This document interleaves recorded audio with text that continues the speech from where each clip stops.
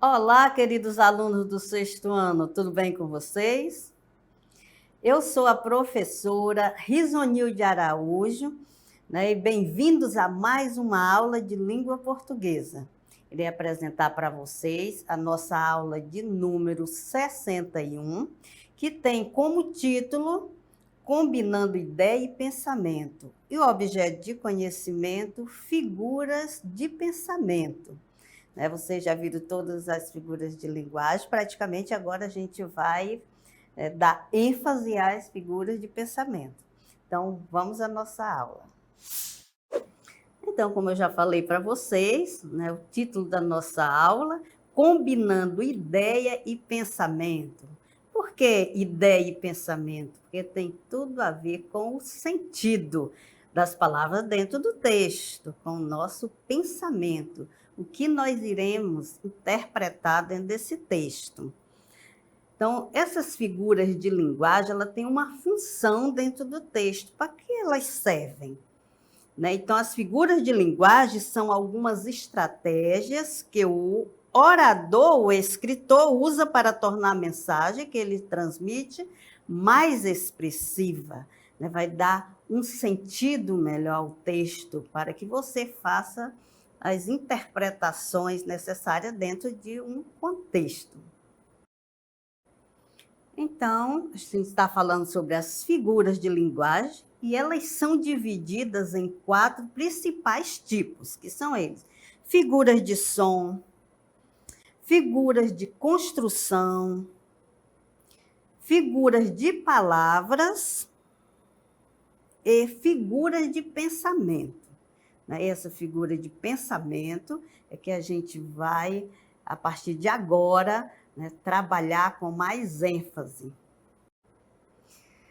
Então, as figuras de pensamento são uma das categorias das figuras de linguagem, E as principais figuras de pensamento são, a gente vai começar pelo apóstrofe, o que é, e que se baseia esta figura de pensamento? É a interpelação feita com ênfase, um chamamento, uma pergunta, um questionamento. Tem um papel de vocativo, é você invocar pelo nome. Então, a gente vai agora verificar um exemplo, vai passar um exemplo aí no vídeo para vocês. Então, vocês verifiquem as palavras em destaques, que é o exemplo do apóstrofe. Deus, ó Deus, onde estás que não respondes? Em que mundo, em que estrela tu te escondes, embuçado nos céus? Então, deu para perceber? Se não deu, não se preocupe, que a gente vai voltar com o texto e verifique aí. Quando eu faço esse chamamento, eu invoco pelo nome de Deus, dando ênfase. Deus, ó Deus, onde estás que não respondes? É como se eu tivesse já pedido várias coisas e você não me atende. Onde você está? Então, eu estou fazendo um pedido, Estou fazendo até um questionamento a Deus. Onde você está? Que você não me responde. Então, isso aí, Deus, ó Deus, essa palavra em destaque, é que está o exemplo da nossa figura de pensamento chamada apóstrofe. Então, nossa próxima figura de pensamento é o eufemismo. Então, o que representa esta figura de pensamento? Utilizado para suavizar o discurso. Então, ele vai dar mais uma leveza nas palavras. Por exemplo, o jovem subtraiu a bolsa da senhora. Não é mais elegante, do que roubou, ou furtou. O jovem furtou a bolsa da senhora. Então, quando diz subtraiu, ele deixa essa palavra, esse discurso mais suave. Como também no próximo exemplo. Veja só, sua vizinha é desprovida de beleza. Para não dizer sua vizinha é feia, né? Então, fica mais elegante você utilizar esse outro termo, né? Mudar, trocar o termo feia por desprovida de beleza. Então, esta é a função do eufemismo. A próxima é a hipérbole. O que representa a hipérbole? A hipérbole corresponde ao exagero intencional na expressão. Intencional é porque eu quero, né? Eu penso quando eu falo, né, a expressão com exagero. Aí nós temos aqui o exemplo, a mãe com Jonas, você observa aqui o ambiente todo, as suas, né, as coisas ao chão. Ela diz, Jonas, não vou falar outra vez. Já está bem grandinho, na sua idade, já ajudava minha mãe em tudo. E você tem o que falar 1000 vezes as mesmas coisas. Aí ele, né, para retribuir o que a mãe disse, eu peço 1000 perdões. Então, há um exagero muito grande. Primeiro, né, o Jonas não contou e nem a mãe, né? Quantas vezes? Mas será que realmente foi pedido 1000 vezes? Isso não acontece, né? Você pode pedir 3, 4 vezes, mas 1000 vezes, então há um grande exagero. Temos mais uma figura de pensamento, eu penso uma coisa e falo outra, né? Por isso tem toda essa relação com o pensamento. A ironia é a representação do contrário daquilo que se afirma. Aí nós temos aí os nossos colegas, né, na sala. Olha, quem chegou ali? Sabe que onde tem 3 ou mais reunidos, né, estão falando de alguém, brincadeira. Mas, aí, neste caso aqui da tirinha, ele diz, olha quem chegou ali. Nem está atrasado, quando diz nem está, é porque é o contrário, ele está atrasada. Então, é isso aí, gente. A ironia, geralmente, né, você fala aquilo que você pensa o contrário. E, por último, e não menos importante, temos a prosopopeia. A personificação ou prosopopeia é a atribuição de qualidades e sentimentos humanos aos seres irracionais. Então, são qualidades, características que atribuímos a seres irracionais, né, que é somente de seres humanos. Então, nós temos agora o exemplo para vocês. Verifiquem aí a nossa pedra chorando, olha só, a pedra chorou de tristeza. Será que a pedra, ela chora de verdade? Não é uma característica, chorar não é uma característica de seres vivos, né? Então, a gente verifica que a pedra não chora, mas foi atribuída uma característica, né, de humanos nesta pedra. Então, é chamada de prosopopeia. Até fica tão bem mais interessante, né, quando a gente utiliza essas figuras de pensamento no texto, fica mais atraente, né? Então, vamos para outro exemplo. Também nós temos a nossa árvore aí. Olha, a árvore varre suas folhas. Será mesmo que uma árvore ela vai varrer, né? Então, também é uma característica de seres, né, racionais, seres humanos, fazer essa atividade, né?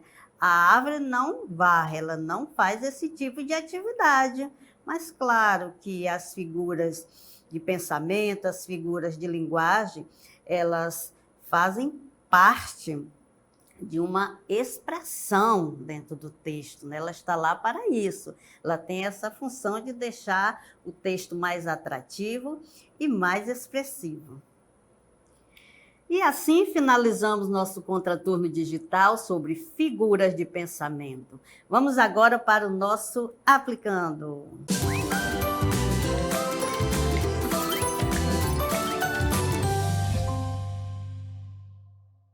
Então, nosso aplicando, iremos começar com a leitura de um texto, né, de uma fábula chamada O Leão e o Rato.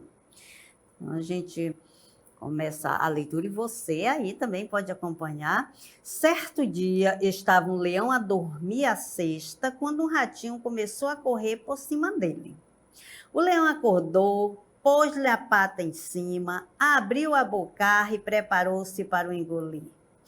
Perdoa-me, gritou o ratinho, perdoa-me desta vez e eu nunca o esquecerei. Quem sabe se um dia não precisarás de mim?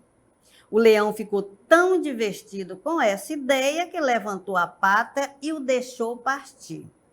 Dias depois, o leão caiu numa armadilha.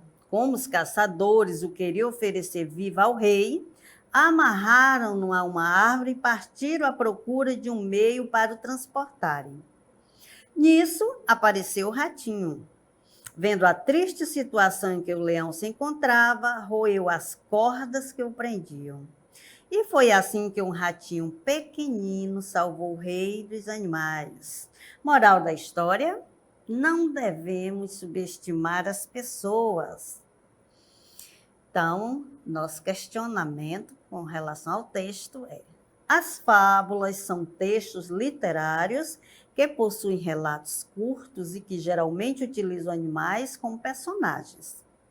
A figura de linguagem determinante para a construção dessa história é o A.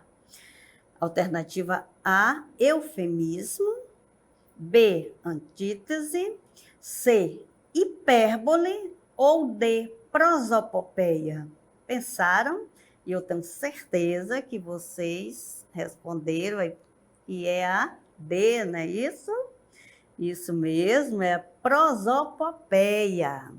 Então, vamos verificar aqui nosso comentário. A figura de linguagem predominante no texto é a prosopopeia, pois utiliza animais como personagem, os quais assumem características humanas, representando certas condutas e comportamentos próprios dos seres humanos, com a finalidade de passar uma lição de vida.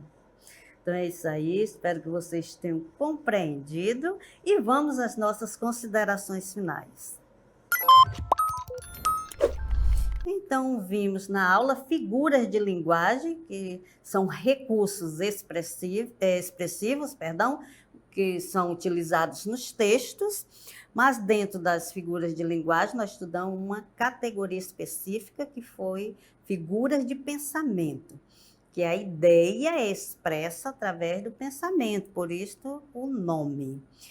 E dentro destas figuras de pensamento nós temos apóstrofe, que é ênfase, né, que se dá a um termo, no caso aqui, Senhor, tende piedade de nós, quando eu invoco o nome, né, Senhor, tende piedade de nós.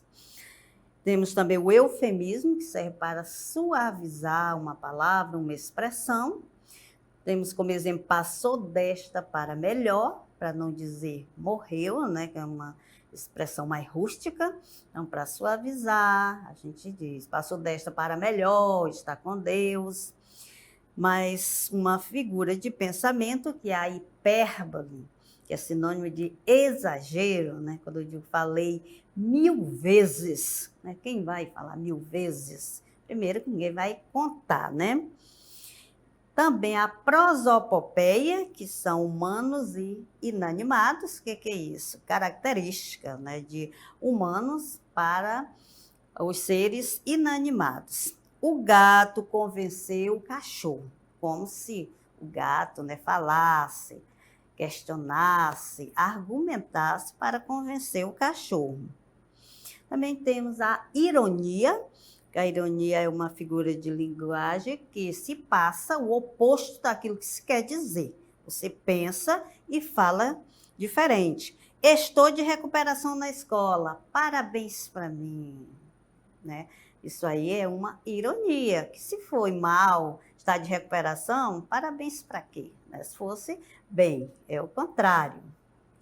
Então, Ah, e não se esqueça de se inscrever no nosso canal no YouTube e siga @Contraturno Digital. Obrigado pela presença de todos e até a próxima aula de língua portuguesa. Tchau.